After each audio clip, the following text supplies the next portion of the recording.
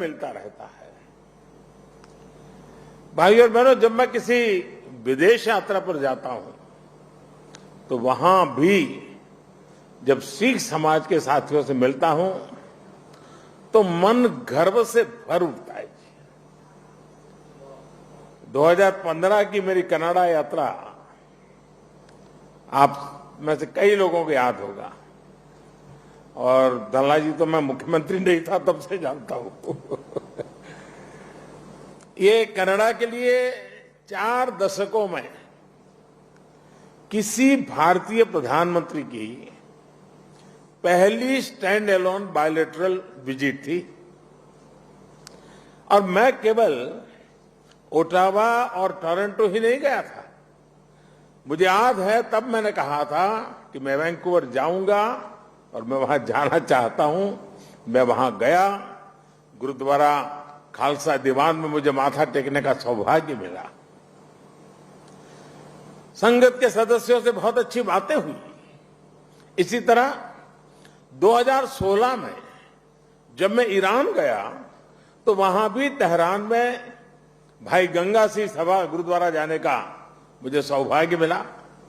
मेरे जीवन का एक और अविस्मरणीय क्षण फ्रांस में नव शपेल इंडियन मेमोरियल की मेरी यात्रा भी है। यह मेमोरियल विश्व युद्ध के समय भारतीय सैनिकों के बलिदान के लिए उन्हें श्रद्धांजलि देता है, और इनमें भी एक बड़ी संख्या हमारे सिख भाइयों की थी। यह अनुभव इस बात का उदाहरण है कि कैसे हमारे सिख समाज ने भारत और दूसरे देशों के रिश्तों की एक मजबूत कड़ी बनने का काम किया है। मेरा सौभाग्य है कि आज मुझे इस कड़ी को और मजबूत करने का अवसर मिला है, और मैं इसके लिए हर संभव प्रयास भी करता रहता हूं। साथियों, हमारे गुरुओं ने हमें साहस और सेवा की सीख दी है। दुनिया के अलग अलग हिस्सों में बिना किसी संसाधन के हमारे भारत के लोग गए और अपने श्रम से सफलता के मुकाम हासिल किए। यही स्पिरिट आज नए भारत की स्पिरिट बन गई है। नया भारत नए आयामों को छू रहा है, पूरी दुनिया पर अपनी छाप छोड़ रहा है। कोरोना महामारी का एक कालखंड इसका सबसे बड़ा उदाहरण है। महामारी की शुरुआत में पुरानी सोच वाले लोग भारत को लेकर चिंताएं जाहिर कर रहे थे। हर कोई कुछ न कुछ कहता रहता था, लेकिन अब लोग भारत का उदाहरण देकर के दुनिया को बताते हैं कि देखिए भारत ने ऐसा किया है। पहले कहा जा रहा था कि भारत की इतनी बड़ी आबादी, भारत को कहां से वैक्सीन मिलेगी, कैसे लोगों का जीवन बचेगा। लेकिन आज भारत वैक्सीन का सबसे बड़ा सुरक्षा कवच तैयार करने वाला देश बनकर के आज उभरा है। श्री अकाल, करोड़ों वैक्सीन डोज हमारे देश में लगाई चुकी है। आपको भी सुनकर गर्व होगा कि इसमें भी 99% वैक्सीनेशन हमारी अपनी मेड इन इंडिया वैक्सीनेशन से हुआ है। इसी कालखंड में हम दुनिया के सबसे बड़े स्टार्टअप इकोसिस्टम में से एक बनकर के उभरे हैं। हमारे यूनिकॉर्न्स की संख्या लगातार बढ़ रही है। भारत का ये बढ़ता हुआ कद, ये बढ़ती हुई साख, इससे सबसे ज्यादा किसी का सर ऊंचा होता है तो वो हमारे डायस्पोरा का है। क्योंकि जब देश का सम्मान बढ़ता है तो लाखों करोड़ों भारतीय मूल के लोगों का भी उतना ही सम्मान बढ़ जाता है। उनके प्रति दुनिया का नजरिया बदल जाता है। इस सम्मान के साथ नए अवसर भी आते हैं, नई भागीदारियां भी आती हैं और सुरक्षा की भावना भी मजबूत होती है। हमारे भारतीय डायस्पोरा को तो मैं हमेशा भारत का राष्ट्रदूत मानता रहा हूं। सरकार जो भेजती है वो तो राजदूत है, लेकिन आप जो है राष्ट्रदूत है। आप सभी भारत से बाहर मां भारती की बुलंद आवाज है, बुलंद पहचान है। भारत की प्रगति देखकर आपका भी सीना चौड़ा होता है, आपका भी सिर गर्व से ऊंचा होता है। परदेश में रहते हुए आप अपने देश की भी चिंता करते हैं, इसलिए विदेश में रहते हुए भारत की सफलता को आगे बढ़ाने में, भारत की छवि को और मजबूत करने में भी आपकी बहुत बड़ी भूमिका है। हम दुनिया में कहीं भी रहे, इंडिया फर्स्ट, राष्ट्र प्रथम हमारी पहली आस्था होनी चाहिए।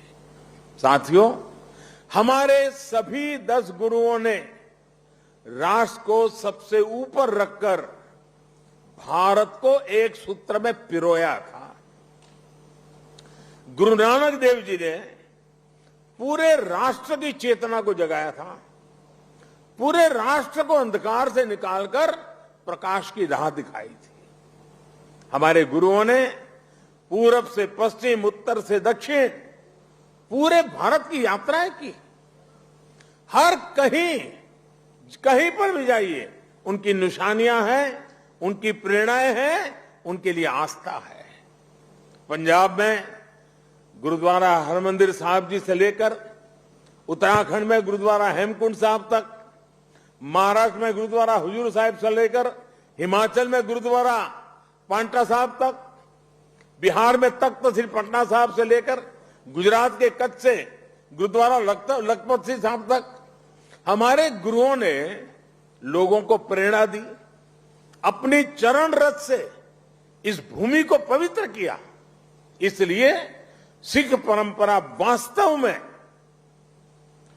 एक भारत श्रेष्ठ भारत की जीवंत परंपरा है।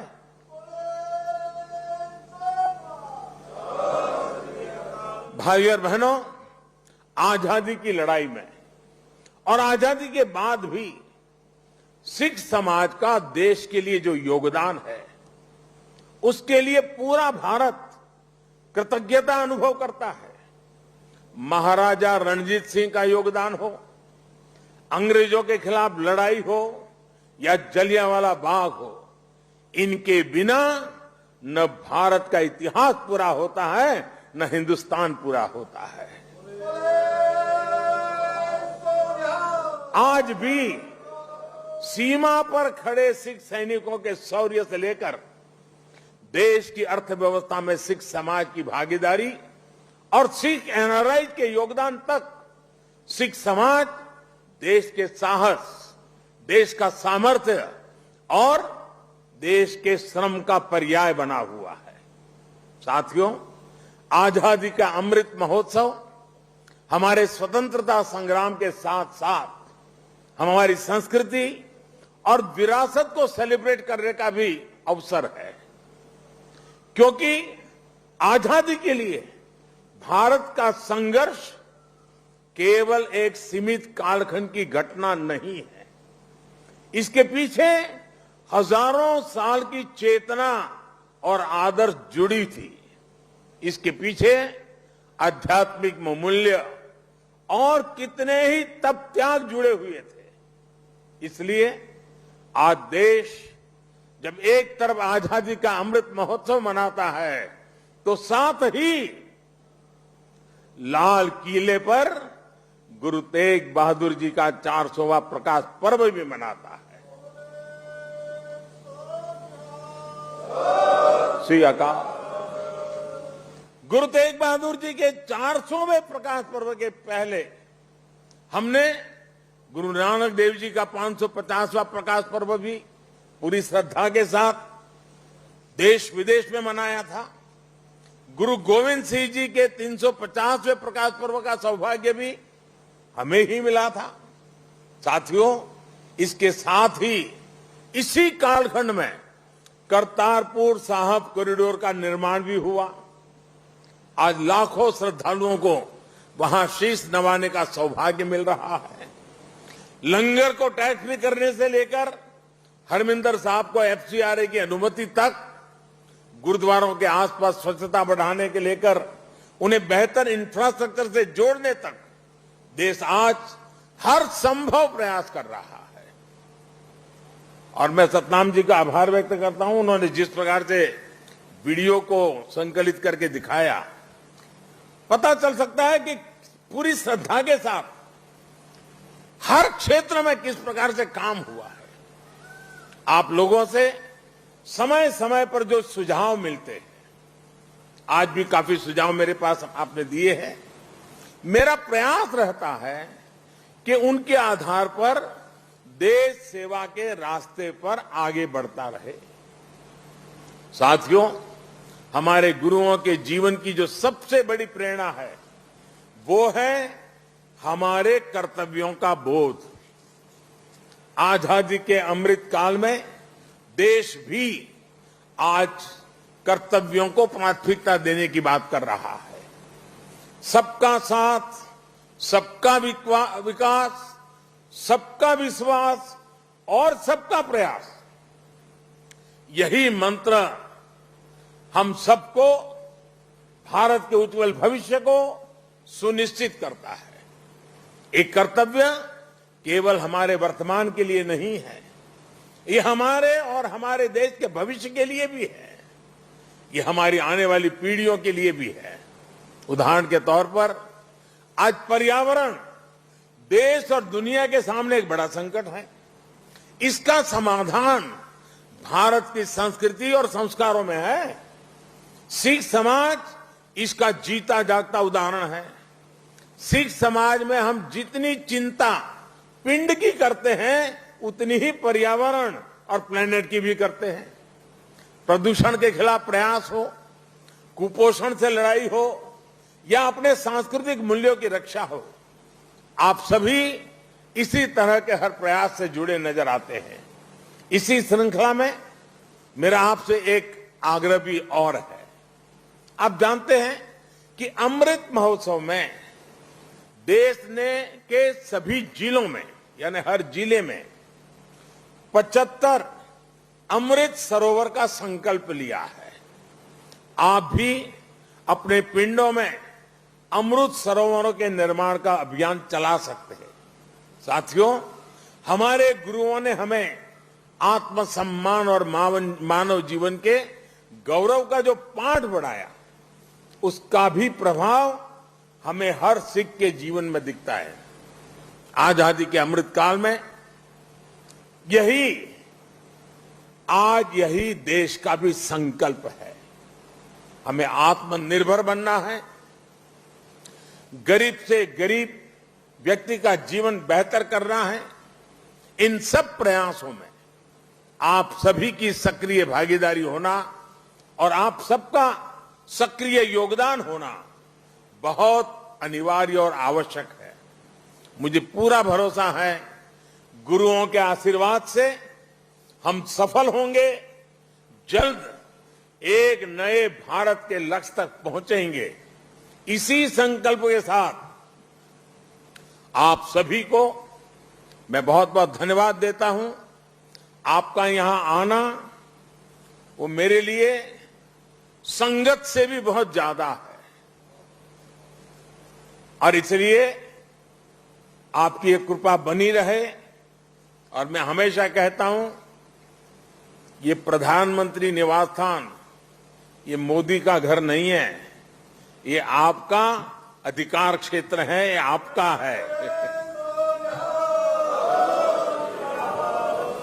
इसी भाव से, इसी अपनेपन से हमेशा हमेशा हम मिलकर के मां भारती के लिए, हमारे देश के गरीबों के लिए, हमारे देश के हर समाज के उत्थान के लिए हम अपना कार्य करते रहें। गुरुओं के हम आशीर्वाद हम पर बने रहें। इसी एक भावना के साथ मैं फिर एक बार आप सबका बहुत बहुत धन्यवाद करता हूं। वाहेगुरु का खालसा, वाहेगुरु की फतेह। बहुत धन्यवाद। That is Prime Minister Narendra Modi inviting at his residence influential members of the Sikh community from across different walks of life at that residence in Delhi and saying we need to work together for the betterment of the country. Prime Minister Modi's Sikh outrage in Delhi.